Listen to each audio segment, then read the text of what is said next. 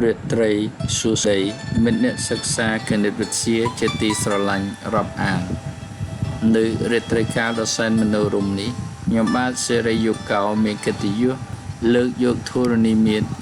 27មកបង្ហាញលំហាត់ទី7គេឲ្យត្រីកោណ2ដែលមានមុំ40មុំ105និងមុំនេះមិនដឹងមុំ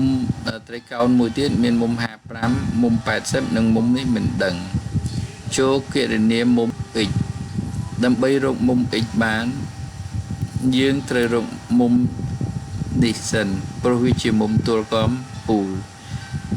ដើម្បីរកមុំនេះឃើញយើងត្រូវរកមុំ2នេះមុំនេះស្ថិតនៅក្នុងត្រីកោណនេះអញ្ចឹងឧបមាថាមុំនេះជាមុំ y មុំ55បូកមុំ y បូកមុំ8ស្មើ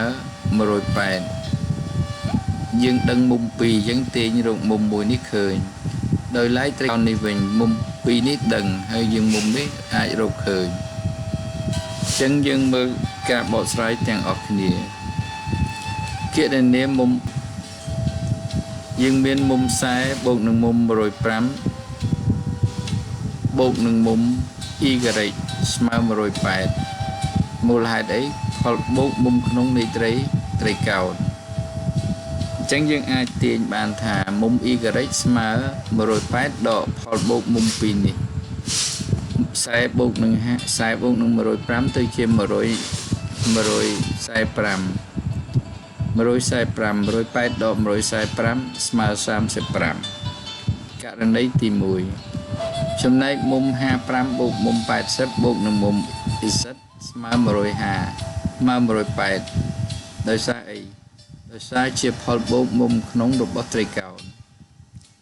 អញ្ចឹងនាំឲ្យយើងទាញមុំ20នេះស្មើនឹង108ដកផលបូកមុំ2នេះចេញ55បូក80ទៅជា135 108ដក135 108ដក135ស្មើ45ករណីទី2មុំ x ស្មើនឹងមុំ x ស្មើនឹងមុំ m មូលហេតុអីជាមុំទល់កំពូលអញ្ចឹងយើងឃើញផលបូកនៃមុំ x ស្មើនឹង108ដកឲ្យផលបូកមុំ x y មុំ x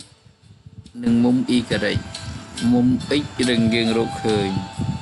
មុំ x យើងរកឃើញគឺមុំ x មិញ35ហើយ y ស្មើ45អញ្ចឹង35បូក45 8 108ដក8 108ដក8សល់100ដូច្នេះមុំនេះស្មើ100មុំនេះស្មើ100មុំនៅខាងក្នុងស្មើ100ដោយសារមុំនឹងនិងមុំ x នេះស្ប៉ុនគ្នាវាជាមុំទល់កំពូល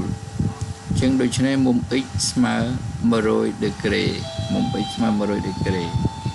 ធ្វើការពេលថ្ងៃដើម្បីចិញ្ចឹមគ្រួសារធ្វើការពេលយប់ដើម្បីសង្គមជាតិអរគុណចំពោះការយកចិត្តទុកដាក់ស្ដាប់របស់អស់លោករាត្រីសួស្តីសូម